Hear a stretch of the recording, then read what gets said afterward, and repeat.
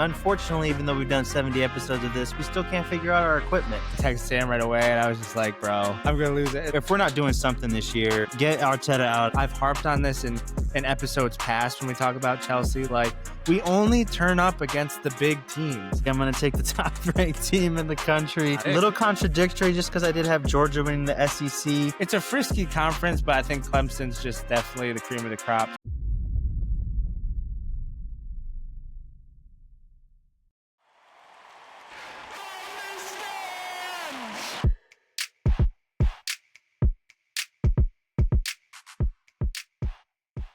Welcome back, everybody, to another episode of the From the Stands podcast. We are back for episode number 76. Even though we promised you guys a massive NFL episode, supposed to be about 2 hours long or so.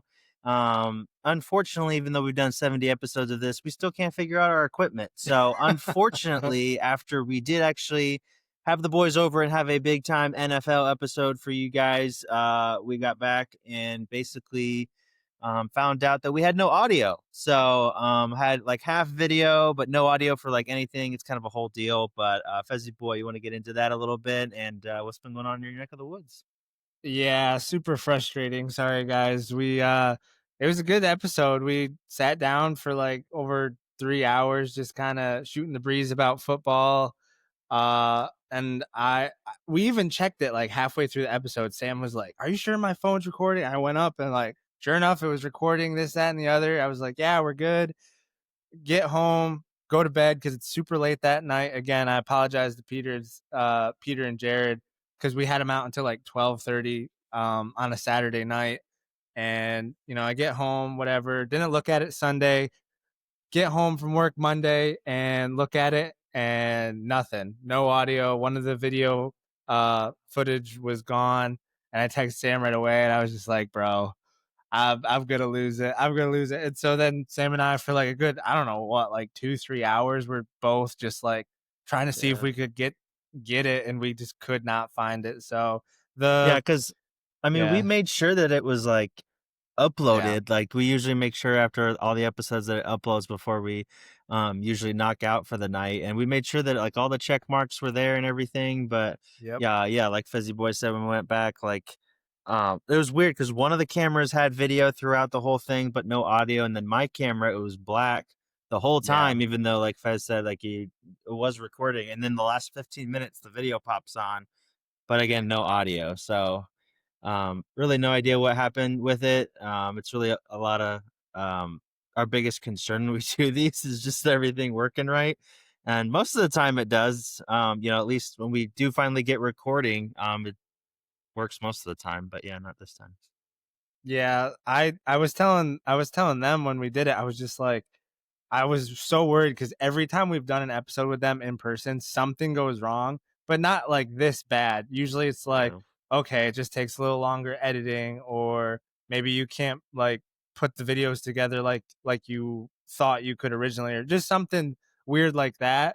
But this time it was just like beyond repair. Like you can't really do an episode with no audio. So like even if it was just the footage, like sure, throw out an audio only episode, just cause whatever, we don't have that big of a following at this point. So it is what it is. But yeah, super unfortunate. We do apologize. We were hoping for a big NFL preview episode with the boys, but Sam and I will still probably do one next week, but Peter will be out of town, and we kind of feel bad getting them back together after it didn't work. Just the life of a small podcast with zero budget. So that's just, it is what it is. But football season is upon us. Sammy boy went to a draft party at Topgolf the other night. I was invited. Unfortunately, I got out of work super late, and I got home, and I probably could have shown up late, but I was just like, dude, I am so tired. I'm just gonna stay home and hang out with my wife and son. And I was just like, I'll just do it from home. I got some sweet tea, and I sent you guys a Snapchat. I had my sweet tea, and I was watching Stranger Things, and it's kind of, I don't know if we've talked about it on the pod, but like, dude, I love me some honey buns, and I had my honey bun sitting right there next to my laptop. So I scoped that thing out immediately. I was like, I see you over there. It's That like was the so first thing you obvious in sent the me. middle of the picture too. Of course, front and center. But Dude, it anyways, how looked was like the? it was so like neatly put there, like right next to your computer. Hey, Like you just care hey, for those things, dude. dude, I do just like it's like my It's funny. it's like God, my wife, my son, my honey bun. Like that's how it goes. But Yeah. anyways, how was the draft party? I heard it was a pretty fun time. Seemed like it was gonna be a Yeah. good time. How was Yeah, it? for sure. It was a really good time. Nothing crazy to report or anything like that, but just overall good vibes at Top Golf. It was good weather. Obviously, the fans made it really pleasant. There's nighttime, not a lot of people there on a random Tuesday, so good vibes just to start out there. Hitting some golf balls, and then everybody. It's always just a fun time when you get more than half the league together for a draft night. I feel like you're always just kind of like going against each other, like, who do you think this guy's gonna pick? And then, oh man, you took that guy before me or whatever. So yeah, just overall some really good vibes. And like I was telling you off pod, like this is the season where there's just like you got like four different draft parties you got to go to for all the Oh different yeah, leagues you're in. So, but no, it was a great time. So missed out on a that's good one. awesome. Nice, nice. Yeah, I was really hoping to get out of work early enough to go, but I haven't seen some of those guys. Oh, for me, it's probably Yeah. been a good year since we stopped playing in that soccer league together. So Yep. super unfortunate. Have to connect with them soon. But like Sammy Boy was kind of saying, we got a good episode for you guys coming up. We're not gonna hit any NFL this week. That will be next week. We'll do a bigger episode to preview the NFL season coming up. But we got Premier League games that just started up this past weekend. So finally some sports to really dive into and talk about after the dog days of summer. And then we'll do a little college football because that's getting ramped up this week as well. But without further ado, let's get into the episode. Hopping over the pond for our usual football segment, as Fezzy Boy was saying at the end of last segment here in the intro, that we finally have some soccer to talk about Yes, here. sir. Premier League starting up with La Liga, and Serie A is actually going to start up this coming weekend. So a couple of the leagues already starting up. So that's super exciting. And the league that we like to talk about the most and the one that we follow the closest is the Premier League. Started up on Friday with the title holders Liverpool starting off against Bournemouth here in a very exciting game. Looked like it was going to be pretty comfortable Liverpool the whole way, but Bournemouth scoring two pretty quick goals in the second half. Come back to tie it 2-2, but Liverpool showing that championship DNA and scoring two late goals here to get the dub. Some sad stuff at the beginning when they had all the all the moments of silence and everything honoring Diogo Jota, who tragically passed away in the summer. So a lot of just emotional scenes there. That was, I mean, there's been I've heard some quiet moments of silence, but that one was about like the eeriest, like Yeah, man. most intense, most moment of silence that I've seen on TV, obviously. So, heavy hearts over there at Liverpool. I know you said that you didn't necessarily watch this one, but did you get a chance to at least see some of the stuff beforehand or any of the goals or anything? Yeah, I did. And I kind of made it a point to kind of, tune into this game. And I think it's safe to say the world was rooting for Liverpool on this day. Like, opening the season after a tragic loss like that. It's just so hard on the players, on the fans, just on the soccer world in general. Like, he was one of those, Diego Jota was one of those players that, like, no one, like, you didn't hate. Like, no one Yeah, had not a lot anything of against haters for him. sure. He was just like a likable dude and player, like really, really, really good player for sure. And just the way that we lost him was super tragic. And like you were alluding to, just that moment of silence just hit home in a different way than others tend to do, not taking away from those other moments of silence. But Yeah. definitely this one certainly hit home. And it was cool to see Liverpool get a win on opening day in hopes of defending their championship at the end of the season. Yeah, yeah, really special the way that this one played out too. Obviously, with the late goals, and everything, and being able to honor him. I know the coach out in this slot was saying after the game as well, like, just in how the game played out, like at 2-2, 75th minute. That's prime time when he'd be looking to bring on Diogo Jota. So, Hmm. just the fact that they were still able to overcome and still get that. still get the win on the night honoring him was cool scenes for sure. Even though as top six rivals and everything, you usually root against Liverpool and have them try to drop points as much as you can. You love to see it for at least this one off game here at the beginning of the season. So congrats to them, Mhm. but no more points going forward for Liverpool. All right, so All but done. moving, Cutting it yeah, off. exactly, exactly. So, but moving on to our teams, we'll give a little bit of a recap of how we thought our teams came out at the beginning of the season here. We'll start off with Chelsea Ugh. tying with the FA Cup and Community Shield champions from last year, Crystal Palace. Pretty solid Uh, game overall for the Blues of Chelsea, but Fezzy Boy might not think the same thing after seeing some of his reaction here. Yeah, no, I highly disagree with that. Mm. I wrote down some notes. Again, I didn't get to watch this game because I was in church during this game. So I just watched some of the highlights, wrote down some notes. And even from the highlights, I could just tell like super disorganized on our part. Crystal Palace, they're just gonna stay compact and they're gonna counterattack. That's just kind of how they play. They still had Eze during this game, which we'll get into when Sam talks about his Gunners kind of hijacking that transfer. But sticking to Chelsea here, just I don't, dude. It's so frustrating watching them. I've harped on this in episodes past when we talk about Chelsea. Like we only turn up against the big teams. Like we are capable of playing like really really well, and we saw that in the Club World Cup.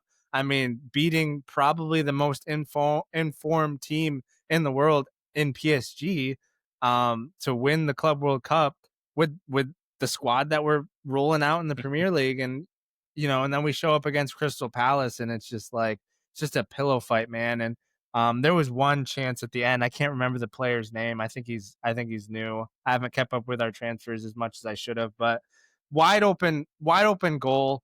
Just Gittins? I think it was him, but it was like in the like 92nd minute or something like that. Mm. Just skies it, dude. Didn't even put it on frame. Balls rolled to him right across like the not even the six, just outside the six, and he just absolutely skied the ball, dude. I was just like, that's just it's so frustrating to just watch us drop points against nothing against Crystal Palace. And honestly, I think we talked about it. I picked them to have like a better season than they usually do, but they're just moving some players out the door, which is typically what happens with a mid-table team when you have a good season and you start winning some trophies, teams come knocking. But just super frustrating, man. Yeah, I'm not high on how we started. Again, it is early first game. Obviously, we can get some things figured out, but that is just a poor showing, especially after winning the Club World Cup the way we did. I was expecting a little bit more playing Crystal Palace on opening weekend, but Yeah. anyways, just really really frustrated. Yeah. I would tend to agree. It's obviously early days, and this is obviously when you're doing the most overreacting just off one game. Mhm. But and I could be wrong with this, but not hugely surprised with Chelsea in this game that they came out a little bit flat, just because everybody was kind of hyping them up after a conference league dub and like a Right. club World Cup run. Which, yes, granted, the final was impressive. That was a very good showing against one of the best teams in the world right now. But their road up to that point was a little bit easy.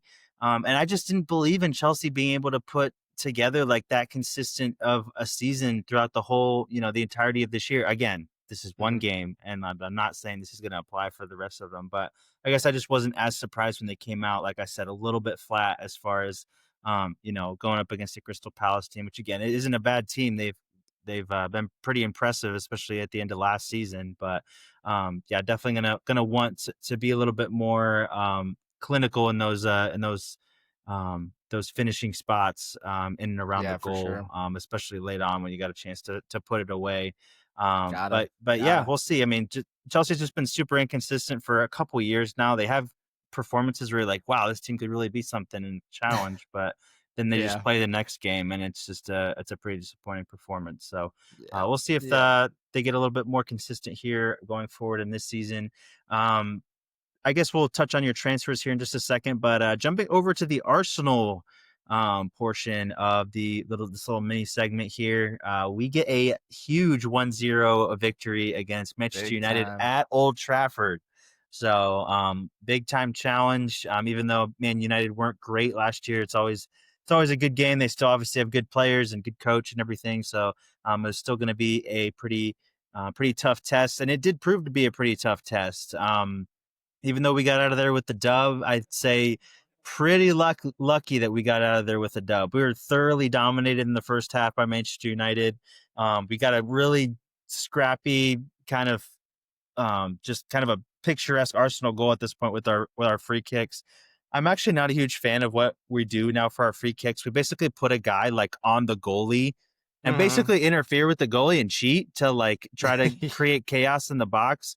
And a lot of times we do end up scoring. I'm not sure how it's not a foul on the goalie, but whatever. We'll take what we can get, Yeah. I guess. But You guys I have become, like, really, really solid at your set pieces, like, that's just, right. like, what you guys are known for right now. Yeah. And it's like they I would be surprised if they didn't address this at some point, but, like, it's a little bit foggy because like, what we do is, like, we don't interfere with the goalie, we just put, like, Kai Havertz or somebody, like, standing right in front of the goalie so he can't really Yeah, move, and then there's bodies around him, so it just creates chaos, and he's not really able to go out and just punch the ball away or whatever. right. So that's what we did on the corner, and that's how we ended up scoring, and we're kinda on defense the rest of the game. But like I said, Manchester United, I learned more about Manchester United in this game than I did about Arsenal. Arsenal really came Mhm. out, really disappointed me. We got dominated on possession, especially in that first half. They had some really good stuff. I was a little bit of a doubter on Brian Mbuemo, but he had some good stuff. Yeah, Mateus yeah. Cunha on that left wing, like he was Yeah, really he was playing impressive. really well. He was dicing up Ben White pretty good there. Like I said, again, especially in that first half. So I think Manchester United are going to be at least challenging for Europe this year in the Prem. I think I Mm, saw a lot of good wow. things from them.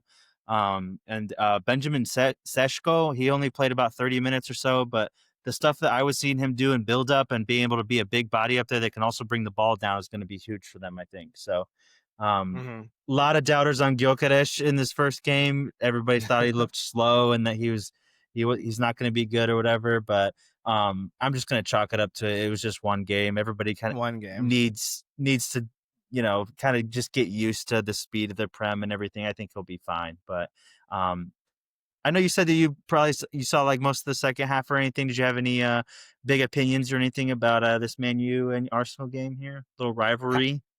Yeah, I mean, kind of the same thing you were saying. I was like highly impressed with Manchester United because I mean, at the end of last season and even the preseason, they were struggling in the preseason as well.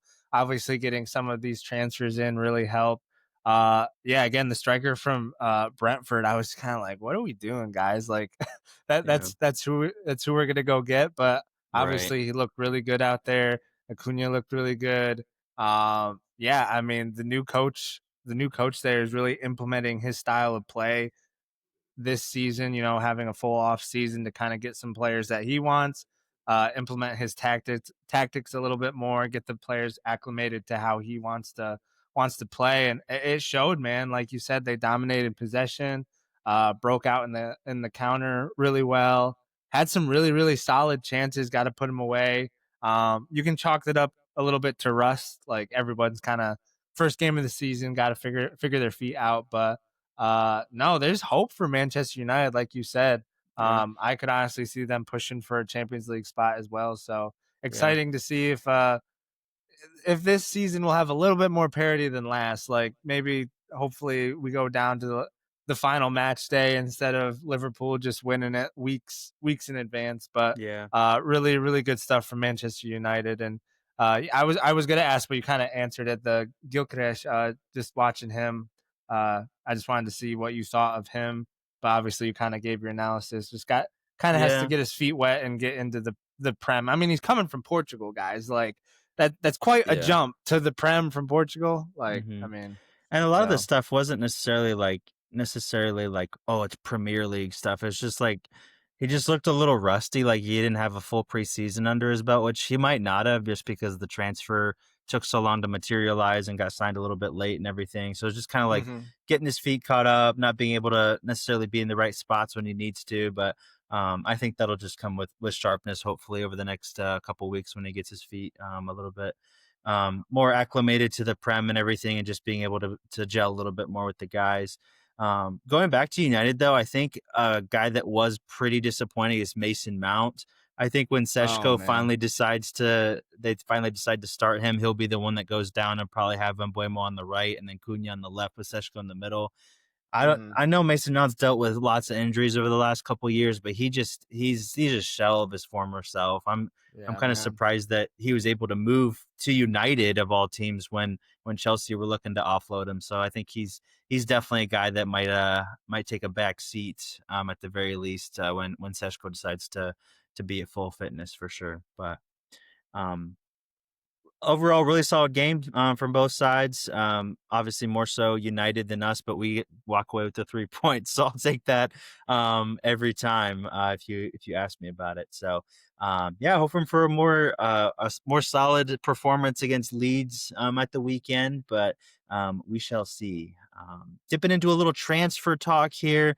We'll start out with Chelsea here. Nothing too huge, at least unless I'm missing something recently about them signing anybody, but a lot of talk about them selling Nicholas Jackson or Jadon Sancho, also being rumored with an Roma move this week, around 20 mil or so being rumored, but ultimately I don't think that deal is not going to go through. So any news here on any Chelsea transfers or anything? No, not a whole lot. After we got the two strikers, one from Brighton and where'd the other one come from? The big striker. I can't remember his name. Oh, We got Ipswich, João Pedro and Delap, Liam Liam Delap. Delap. Was it from Ipswich? Ipswich, yeah, that's right. He Yeah. did come from Ipswich. But that's kind of why you're seeing Sancho and Nicholas Jackson kind of on their way out. There's just no room for them, and we replaced them with players that are way, way better. Which I can't really say about Sancho because, like, I, I, I honestly was hoping for way more when we signed him. Obviously, he went on a loan spell back to Dortmund and played really, really well. Played in that Champions League final that they lost to Real Madrid. Um, but yeah, there's just no room for him on the squad. I'm actually looking at like our players out this season to our players in, and dude, the list of players that we had to like get rid of is crazy, dude. Most of them are still on loans though, which is crazy. But yeah, definitely cleaning house because I mean, we had the likes of Ben Chilwell still on the books from like that Champions League run. He hasn't played for us in like 3 years, which is crazy. He's at No. Crystal Palace right now that I'm looking at. That's crazy. Um, yeah, but it's definitely time to move on from Jackson and Sancho. Just getting João Pedro and Delap. Y'all have It's Raheem kind of Sterling on your books now again after his loan ended with Arsenal. still, dude. What the heck? Yeah, dude. He's got to retire soon, right? He's not like that old, but like he's He's like kind of 30, but dude, he's definitely washed at this point. his tape from last season was so rough, dude. Like it was not pretty. So he should go to Saudi for a year, make a boatload of money, and just Yeah, dude. Right call it off a into the career. sunset. Yeah, for Yeah, sure. no, Yeah, it's tough. he hasn't been good since his Manchester City days, bro. Basically. Oh man. Yeah. Yeah, we'll see where some of those Chelsea boys end up. Y'all have kind of been known really for like 10 years now for just like your loan system and everything. At the beginning of every year, you've got like 60 players that are technically like senior team players, and you just got to like Yeah.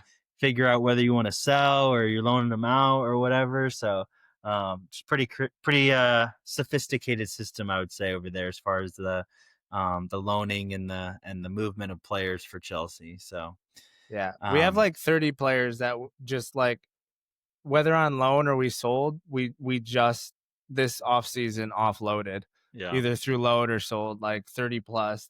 Um, right. like 17 of them alone are like you were saying on loans currently, which is crazy, Nuts. Absolutely dude. nuts. So what are we doing? Um, What are yeah, we doing? we'll see. We'll see what you're doing, but better play better on the field next week. So, uh, Better. switching it over to my Gunners, absolutely massive signing this week. Eze from Crystal Palace. Crystal Palace we mentioned them quite a bit on the last few pods just because they've been on the up and up, winning an FA Cup and Community Shield and everything. Basically, the best player from that run was Eze, and he was rumored a lot actually with Arsenal this summer, but we were pretty active in getting Madueke from Chelsea, and then obviously Gyökeres from Sporting. for big money, and then Zubimendi on big money as well. So we're once we signed Madueke, I thought Eze was kind of out of the question just because, we'd already bought a winger for big money. Like, we aren't going to go Mhm. out there and splash it again. Early this week, I saw a notification come by my phone that he had basically agreed a Tottenham move. And I was like, oh man, that kind of sucks. He's going to Spurs. So I was like, "Oh, whatever." Then like a couple days ago, I see come across my phone Arsenal hijacking Spurs move for Eze. And now it's basically a formality that he's going to be an Arsenal player at this point. Absolutely massive signing. Huge, We are huge. absolutely stacked basically at every position now, which is just a crazy feeling. I feel like our summer's been absolutely wild. We spent about 300 million euros at this point, just buying up all kinds of crazy players for crazy money. So I'm absolutely thrilled with this signing. He's an Arsenal academy graduate, actually. I think at Oh, okay. 14 or 15 he went to Fulham, but grew up an Arsenal fan. Always wanted to play for Arsenal. So that's obviously a big part of him wanting to come to Arsenal, and obviously he's going to be a fan favorite from the beginning. So I am extremely excited about this. Like I said, once we signed Madueke, I thought we were out of the race for both Rodrigo from Real Madrid and Eze, and we're like, oh, okay, we're kind of done. But this is a massive signing, and possibly just a huge turn, maybe in the title race as well. So what do you think about this massive signing here for another 60 mil? Yeah, I mean, you guys have done some business this summer, like great, great business, dude. Yeah. He honestly probably saw that Tottenham. Who'd they lose to this past weekend? Was it Burnley? No, they won, I think, this past Did weekend. Tottenham win? I I thought think they so. lost. I'm just so used to them losing, but no, Fair but, enough. like, if realistically, like, do you wanna, like, challenge for the Premier League and play in the Champions League? Or do you wanna be out of the Champions League and really not pushing for anything? Like, yeah, they just won the Europa League, but Son just left for LAFC. They have a new coach in. You're not really sure what's going on there. Like, Yeah. uh, I would go to Arsenal, especially if even if they offered me less, I'd be like, yeah, I wanna go somewhere where, 1, I'll still play at Arsenal. That's a formality. And then 2, like they're still gonna pay me good money. But 3, just competing for all this stuff, like that's why you play this game. So really, really good on you guys. And we forgot to mention he had a crazy screamer against Chelsea that was called offside because I think their guy in the wall was like behind our wall, which was our Yeah, dude. our offsides line, and it was called offsides because he was the one that made the gap in the wall, so he influenced the play or whatever. But regardless, as they took that like super well, screamer straight into the top right corner. Unfortunately called offside, so maybe we'll be doing that for Yeah, you guys if you can take dude. the free kick honors away from Declan Rice after last season. We just Right. forget that happened. I saw a reel the other day. They're like, "Yeah, this was like 200 and some days ago." I'm like, "Holy crap. No Time way. flies, bro. Yeah, that's Oh crazy. my." Yeah, no, I'm ecstatic about him. He usually plays on the left. So it's going to Mhm. be interesting to see what Arteta does with Martinelli already over there. I'm not Mm. sure if I've necessarily said on the podcast. I feel like I have, but I've definitely told my one Arsenal fan that I'm good buddies with that Martinelli, like for a year or two now, he's kind of been figured out over there. Like he kind of has one or two moves that he does pretty well, but you don't see him, really just going at players and beating them anymore. Like he's kind of a little bit of a product of what's around him now.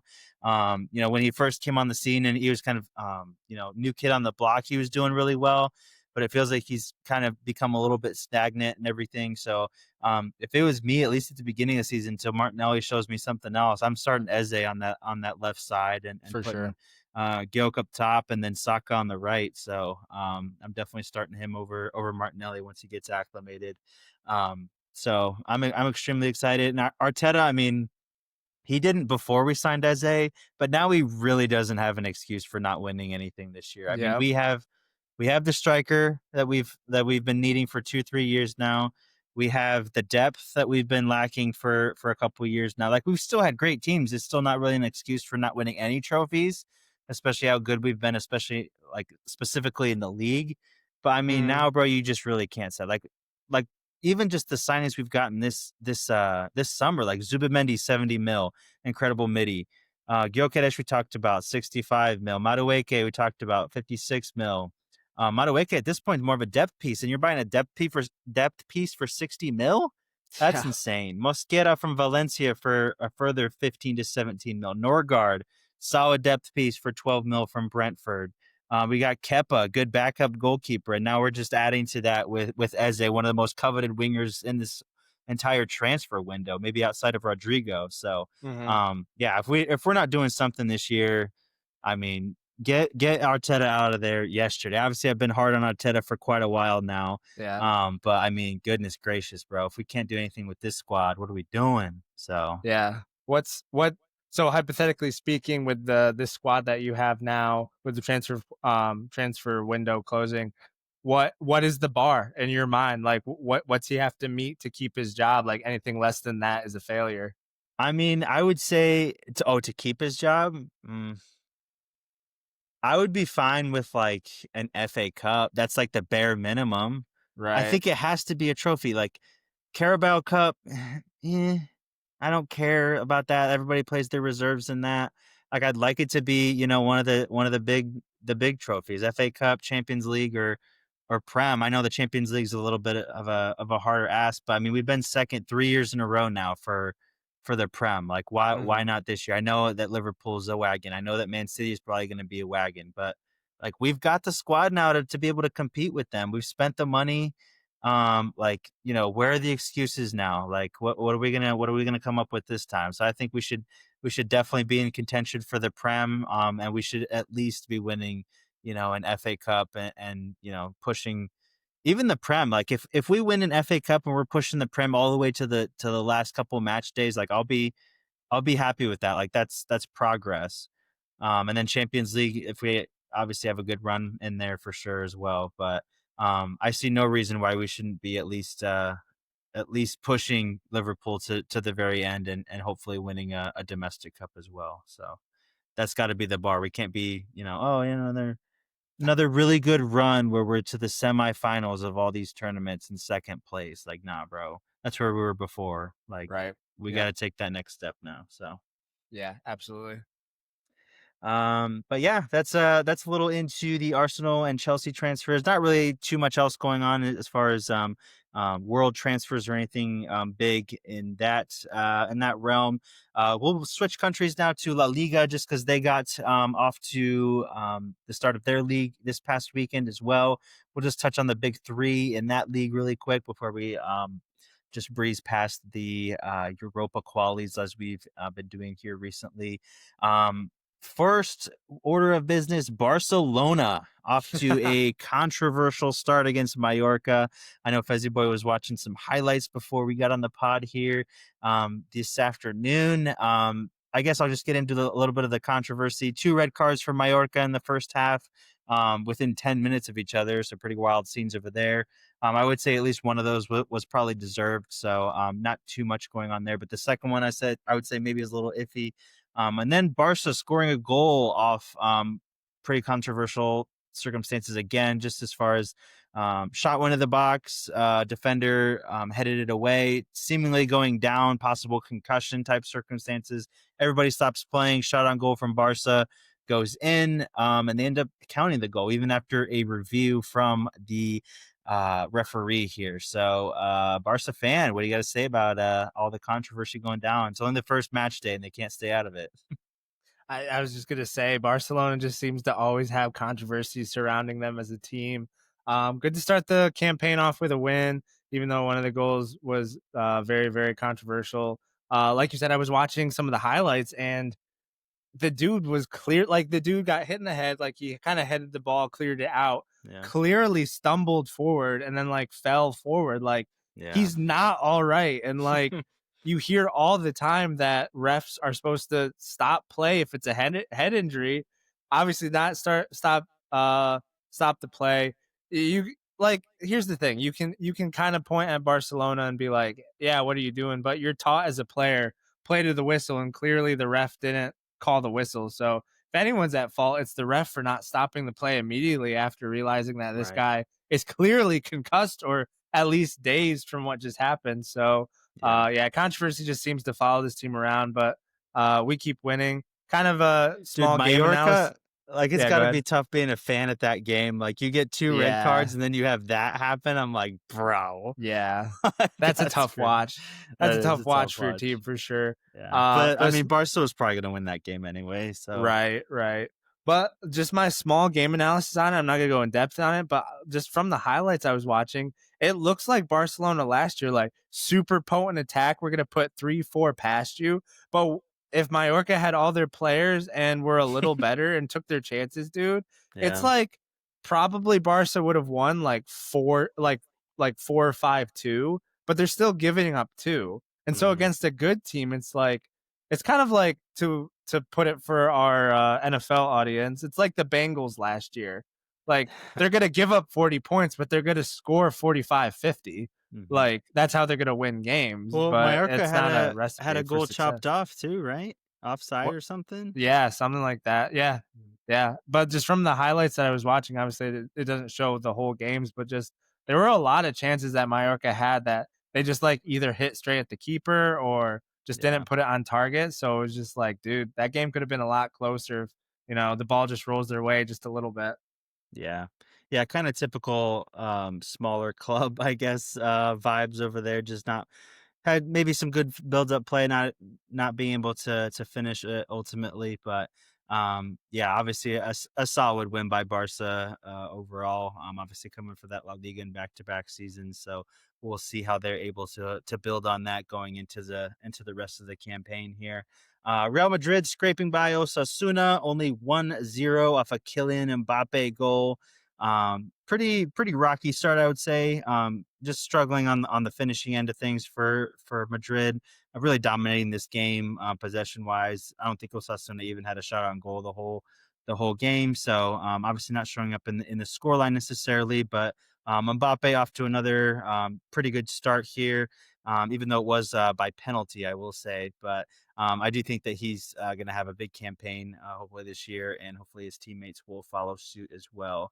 A little bit of a surprise here. Atletico Madrid dropping their first game against Dude, what are they doing? Espanyol, who have been consistently in the relegation zone for several years now. So definitely not a game that you want to be dropping early, especially No, with all no, the no, new no. signings that Atleti have this year and everything. They're going to be wanting to challenge for that title once again against Barcelona and Real Madrid. Fezzy boy, what do you guys say about Atleti and company going down 2-1? And we got a USMNT participant in here as well. Yeah. Little Johnny. Johnny Cardoso action Yeah, going most on. American name of all time.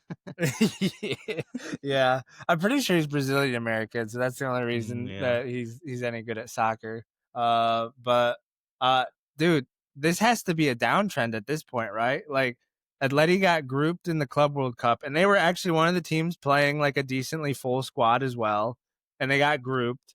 Didn't do so well in the Champions League. Obviously, it's La Liga, so they always end up in the top four, regardless on how well they do. But really didn't have a great campaign last season.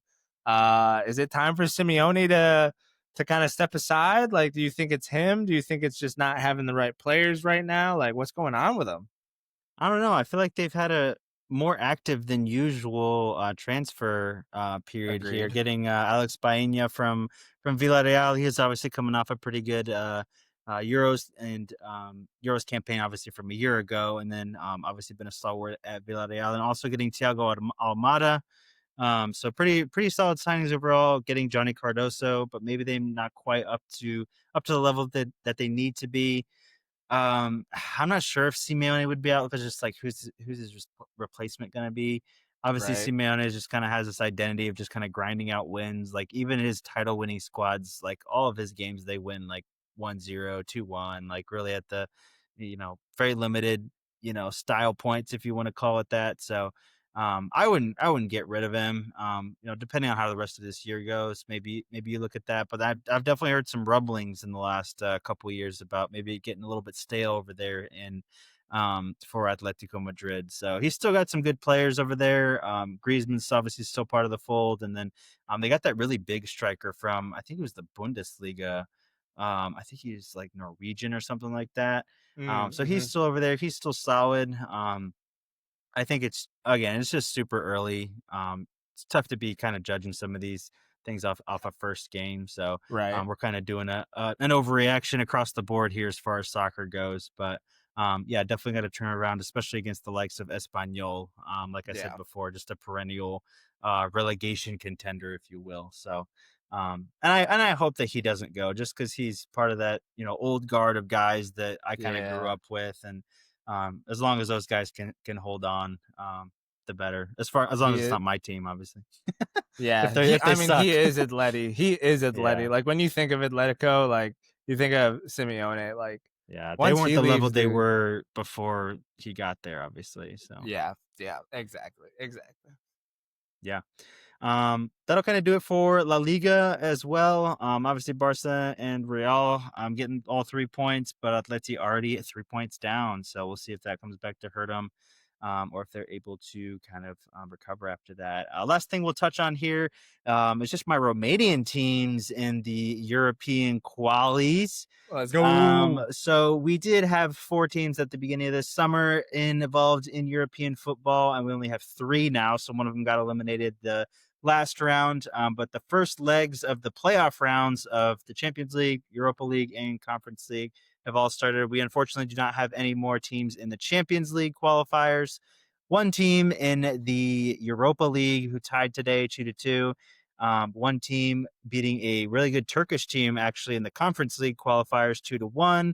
That was the away leg, so they'll get the second leg at home. And then my favorite team taking an absolute beating, Oh no. 7-2 in the Oh, first leg away from home. yikes. And just for a little context, like we always do, pretty like we'll get to Conference League usually at least. Usually the standards like Europa League, but we've already knocked out a couple teams that were way better than us, way better valued. I think I was mentioned on last podcast. There was a team that we knocked out that was worth like 80 million euros when Hmm. we're around 30. We played a team today that was, technically speaking, supposed to be worse than us. Um, Worse value. Just some random Swedish team got absolutely lambasted, 7-2. Uh, So I was telling Stallone as well. The coach who's been a little bit of a legend there, five league titles in a row from like 2017 to 21. He quit like right after the game. He was just like, "This isn't good enough. I'm out. I'm embarrassed. I'm embarrassed for our fans. Embarrassed for a club.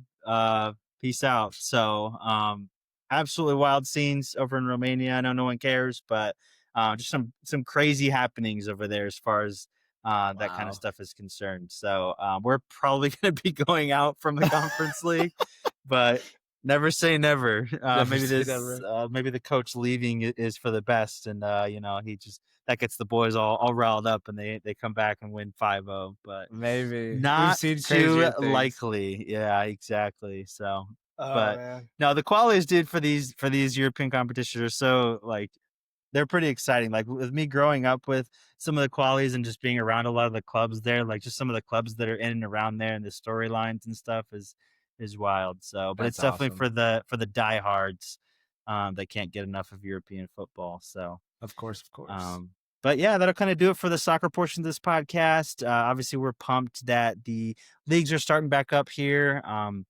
We'll have all of the top 5 leagues, obviously started by this time next week, and probably more games to recap. So, but without further ado, we'll get into a little college football here prior to the start of the season. So stay tuned for that.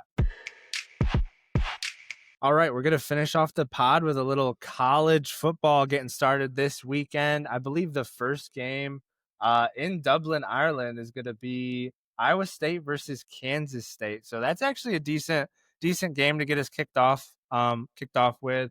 I know it's not the highlighted starting weekend slate. I think the weekend after that it's like Clemson, LSU, Ohio State, Texas. Like it's just going to be a giant heavyweight weekend with clashes. Syracuse, Tennessee. Syracuse, Tennessee, like huge matchups going down.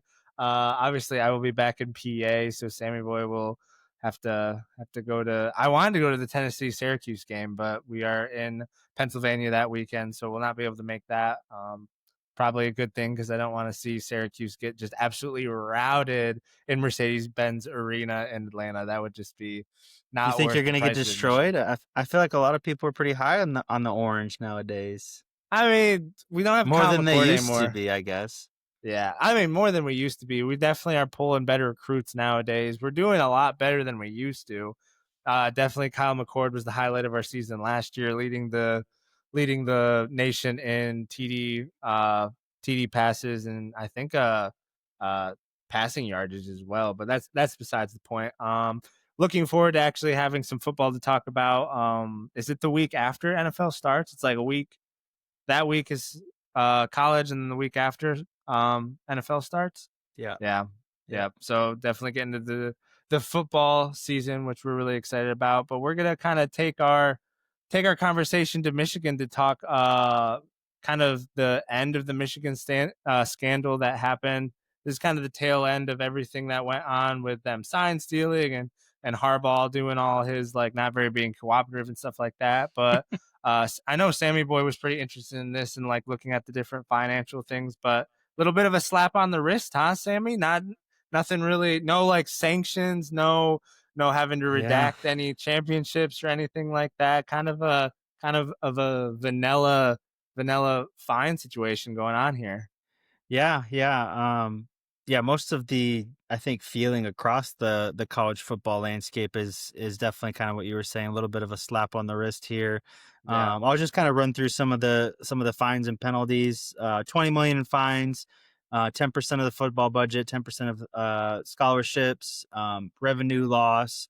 Hmm. There are individual penalties as well, which Connor Stallions gets 8 year show cause order, 10-year show cause order for Jim Harbaugh, and then Sharon Moore gets another 3 game suspension here for this upcoming season. So, but like you said, they didn't have to vacate any wins. They still get to keep their national title. They don't have any postseason ban going forward or anything like that, which has become kind of the norm as far as the NCAA goes for really trying to penalize a program and everything. And yeah, I mean, I would just kind of say that it just feels very very lenient for I guess the charges that were brought. And obviously they got a championship out of it and everything. And I think at this point there's a lot of like questions whether this was actually going down, if they're guilty, if they're not. I think this kind of obviously confirms that there was a lot of guilt as far as Yeah. what was happening with Stallions and Harbaugh and the Michigan football team.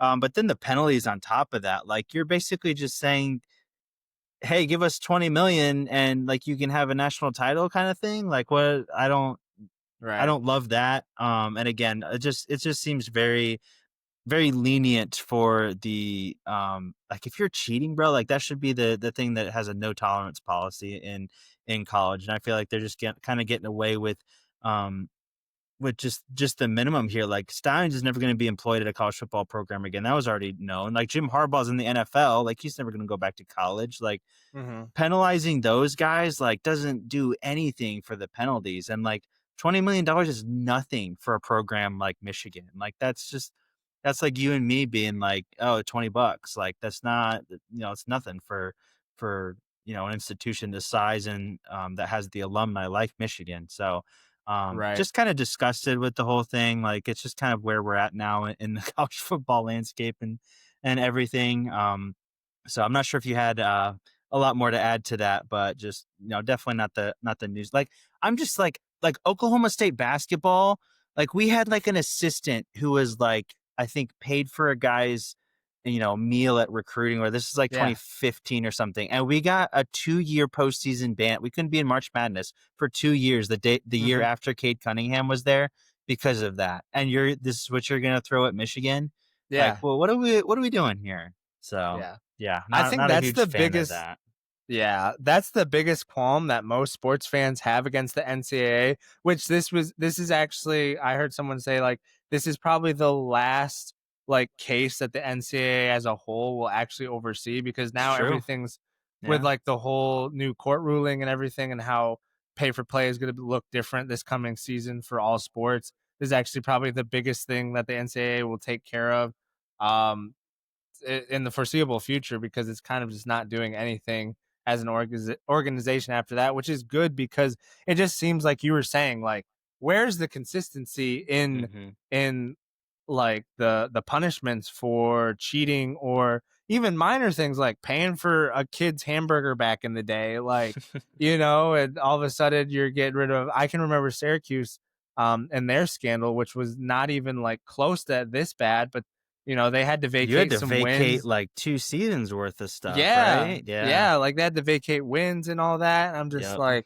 like where's the consistency from the NCAA? But Yeah. another point I wanted to touch on that was something that I thought of too, like I think in total, all these fines and the different things that they have to owe, it's gonna be like 30 plus million at this Mhm. point. But like you said, the alumni that they have, the donors that they have, like one of those donors will write this check happily and say, "Oh, we get to keep our national championship. Here you go. Here's the money. Pay your fines, and we'll play Yeah. the season out." Like it's just Yeah. like they get away with like you said, they like cheating. The worst Yeah. thing you can do in a competitive sport, and they're just getting away with a slap Right. on the hand. And again, this is your typical big brand getting like preferential treatment and everything. And like one of the things that they were saying about like, maybe specifically addressing like if they wanted to put a postseason ban on Michigan and have them not play in Big Ten championship games or even in the playoff is like, oh, we won't want to punish current players or future players based on the actions of what people did in the past. And I was like, bro, miss me with that, dude. Like, what happened? Like, I watched a documentary last year about like the SMU football team and the death penalty that they got back in like I want to say 70s when like they got caught paying players or whatever, and that's how they were so successful. And they literally gave them the death penalty. Like the the death it's called the death penalty because the fines and the sanctions and the penalties were so severe it basically gave Mhm. them a death penalty. It's like you can have a football team, sure, but like you can't do anything else except play the 9 games that you're prescribed every year, and that's about it. Like no one's gonna want to go to your program. So like why is it now that like you have a cheating scandal and you just kind of get slap on the wrist for all this, or like all the other programs that have had to deal with either postseason bans or having to vacate wins in the past. Like, why are we not holding them, the Michigan team to the same standard that we're judging these other teams by? And the last thing I'll say on it as well is like, it's funny that so many Michigan fans still think that they're like completely innocent throughout the whole thing. Like nothing even Right. happened. I was like, bro, it's pretty obvious that something happened. Yeah. But like the people that say like, oh, well, this was discovered like, 3/4 of the way through the season. And after that, like, even though we won the championship, like that, we won the championship legitimately. I'm like, you can't tell me that for 10 games that you were cheating and then for the last 3 it didn't affect anything at all and you won those like completely legitimately. And that's Right. besides the fact that it's like, in the years leading up to that, because allegedly this has been going on for several years before that year, like all the recruits and all of the attention and all the money that you got because your program was a little bit more successful than it was in the past, that basically benefited you and helped you get to that championship pedestal and everything. So, yeah, definitely not, thrilled with how this whole thing went down, but I guess at this point I'm not that surprised. So, Right. Yeah, it's not surprising at all. When the NCAA is involved, it's just never going to make sense. And it always benefits them. Like Michigan being a competitive football program benefits them, puts money in their pocket. And that's what really matters at the end of the day for the NCAA. So, just how it's going to be. correct. Hopefully, things change a little bit with the new court ruling and how players get paid, and kind of just, getting rid of the NCAA, not totally, but just so they're not overseeing all this stuff will definitely help a little bit. Yeah. All right, we're gonna move on to kind of something we don't normally do. This is new to us, but we're gonna actually pick the conference champions for the Power Four conferences. Sam and I were actually getting it mixed up because we are old enough to remember the Pac-12, which just disbanded. Was it like last year? Was the last season? Was Yeah, there a Pac-12 last technically. season? Yeah, last season I was. mean, there's still Which they're still technically is a Pac-12, but there yeah, still without technically all the is. They're teams. adding teams, and I think they will reinstate as a conference. I think it's like 2027 or something like that. But regardless, the Power Four conferences. So we're going to go through and pick who we think are going to win that. And then to finish off the segment and the pod, we're going to pick our national champions for the end of the season. But Sammy boy, let's start. You want to start in the ACC? Does that sound good? Sure, that one's the Kind of easiest go one, I feel like. ACC like So Big 12, Big 10, and then end in the SEC, which is obviously the footballing powerhouse of college football. sure. Uh, I gotta pull up these, but do you have it pulled up? ACC. Yeah, I mean, I don't really need to pull anything up. I feel like it's pretty All right, obvious perfect. who the big time favorite is there. I feel like kind of a perennial favorite over there now for basically since Dabo Sweeney walked through those doors. But I do have Clemson winning that one. I know you're not going to love to hear that as a Cuse fan, but unfortunately, I do think that Clemson's going to be a little bit better than Cuse this year. They have a lot of starters coming back. Obviously, Kate Klumnick is going to come back. A lot of people were down on him last year, but I think he takes a little bit of a step this year. He played really well in both of their, or I'm sorry, just in their playoff game that they were in. And they're ranked number 4 in the country, which is pretty high based on their last couple years and everything. So a lot of people like them early going into the season. I think a team that some people might be sleeping on just a little bit, maybe not necessarily competing, but it's Georgia Tech. They have their Mm, that quarterback. I forget his first name, but it's King, I think. hmm. Haynes King, I think. And they were kind of you know an upset team with a lot of teams in the ACC really struggling to beat them and everything. They even knocked up a couple teams that they weren't supposed to. So be on the lookout for them in the ACC as well to maybe be a team to not be an easy out, I guess you could say. So Yeah, for sure, for sure. Yeah, this is going to be very exciting for the ACC because I have Clemson as well. A lot of people have them as a national championship pick. Dabo Sweeney really, ooh, not shying away from staying like old school and just going the recruiting route. Obviously, being able to retain a lot of players from last season, some players that were eligible and ready to go to the NFL, staying one more year, especially their quarterback, who people have as a first round pick in this coming up draft. So they're going to definitely be a good team to watch in a down ACC, which is, Miami might I not be mean, as good without Cam Ward. yeah, Miami might not be as good. No one knows what Florida State's going to be after they had that really, really good Yeah. season 2 years ago and then fell off the face of the earth SMU, last season. maybe. SMU's a good team as well. I mean, Pitt's kind of like frisky every once in a while. So it's a frisky conference, but I think Clemson's just definitely the cream of the crop. So I have Clemson winning the ACC as well. All right, let's move on to the Big 12 with the likes of Kansas State, BYU, Iowa State. This is stepping it up when it comes to football. Anyways, who you got in this one? Yeah, I'm gonna have Arizona State going back to back in the Big 12. Oh, I okay. like their quarterback a lot. I think his name is Levitt, Sam Levitt. He's got quite a few NFL scouts keeping an eye on him in the Big 12.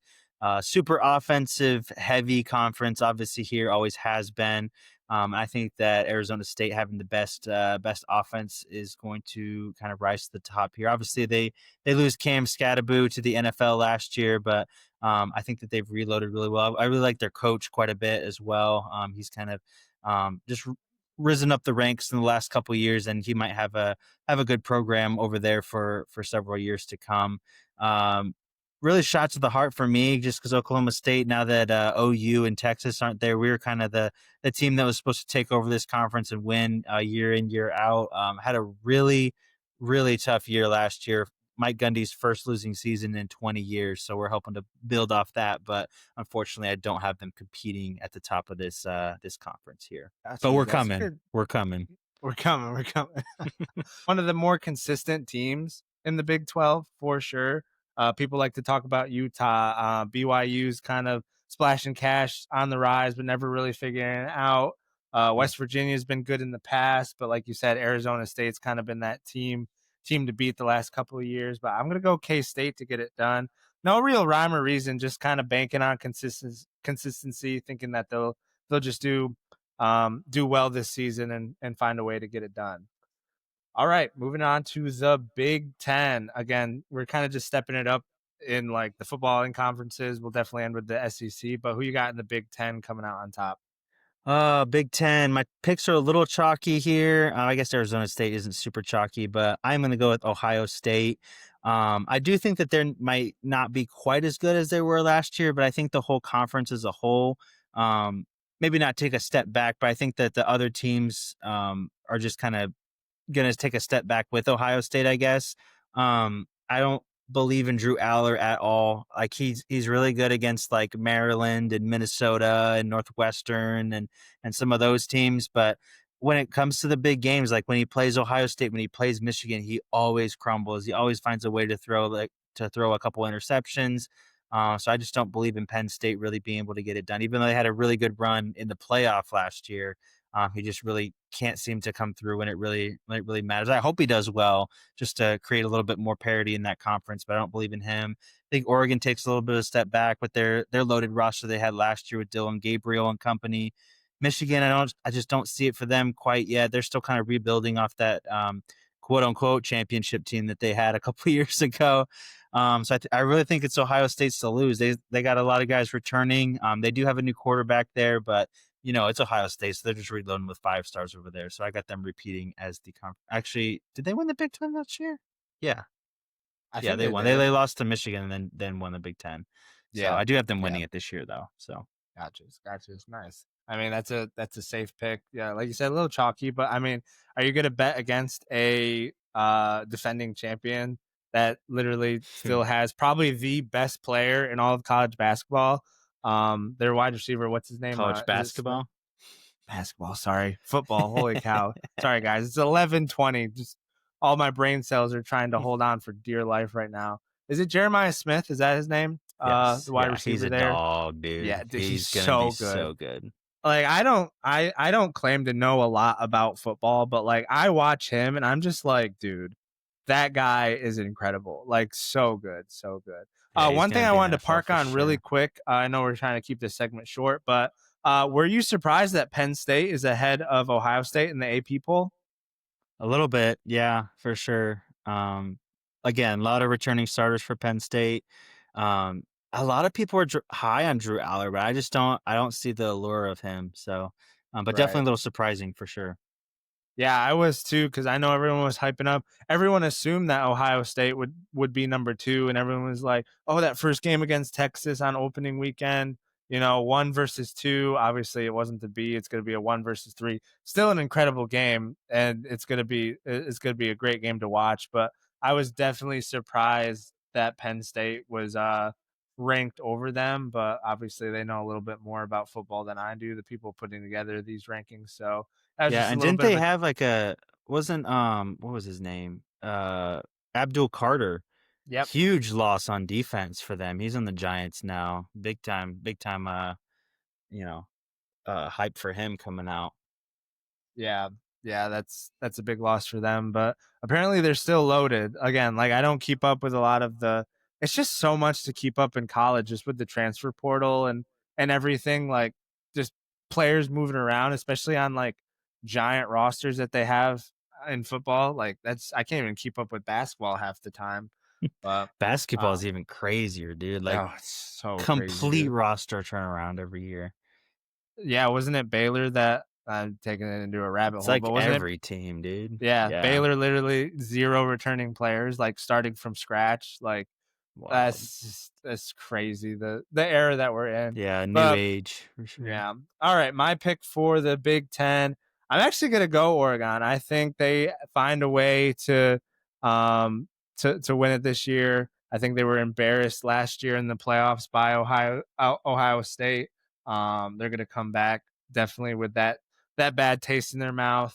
Uh, I don't know. I think they're just kind of that team that's always been on the cusp, not cuff, on the cusp, and like building. Obviously, losing Dylan Gabriel will be a huge loss for sure. But they got a really good head coach, a good program that's not afraid to put the money into the program. So I'm gonna go Oregon to win the Big Ten.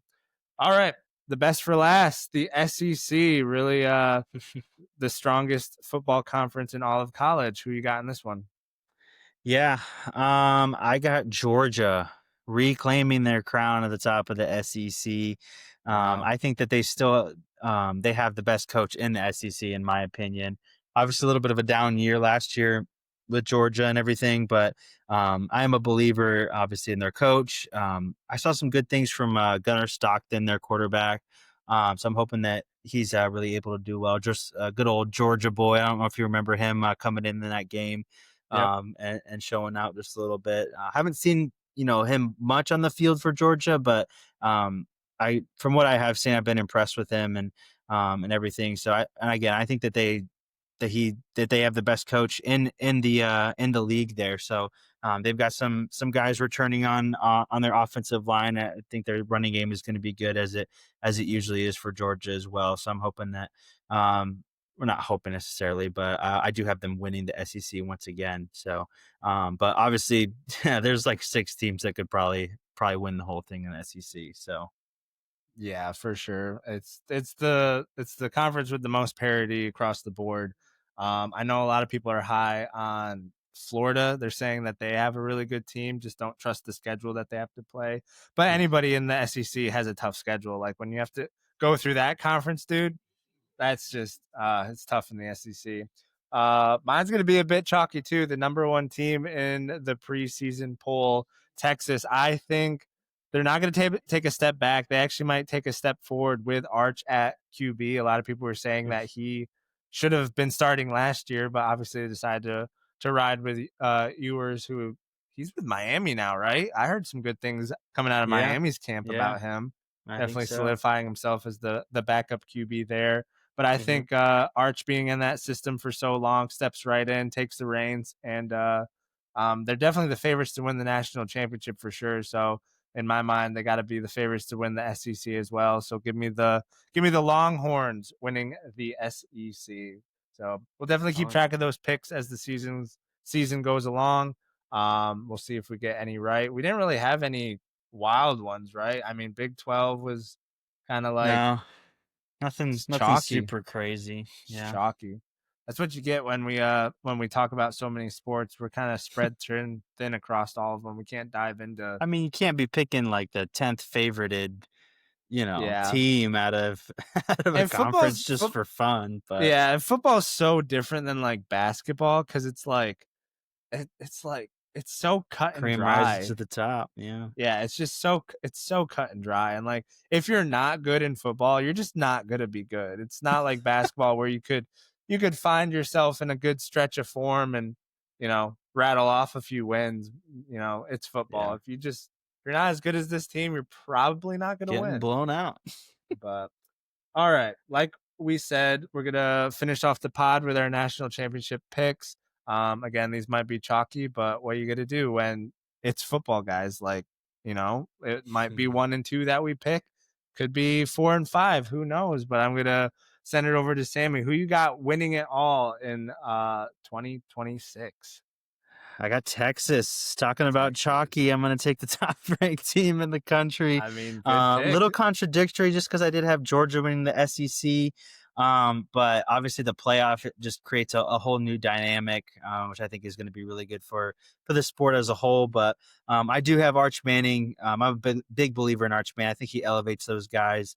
Um, their defense is the best probably in the SEC. They got a running back coming back as well, who was their leading rusher last year, over 1,000 yards. So I do think that they're the best team on paper going into the season, barring any injury. They should obviously get into the playoff, but likely in the SEC championship, even though there's a murderer's row in the SEC.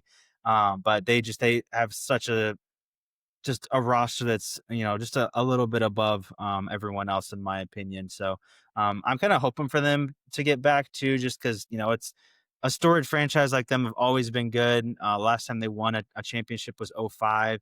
I remember my first college football national championship ever was Texas Alabama in '09 that I watched. Nice. So a little bit nostalgia there, but it's cool to see them back and better than ever for sure. So they're my pick, and they really I know that they were like in kind of a wasteland for several years in the Big 12. Like Oklahoma State used to beat them like on the regular, Hmm. but like the couple years before it was announced that they were even going to be in the ACC, they started getting good again.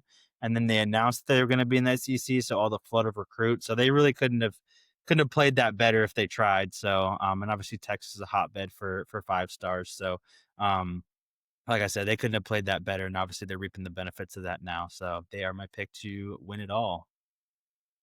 All right, Sammy Bodie going with the number one overall team in the preseason.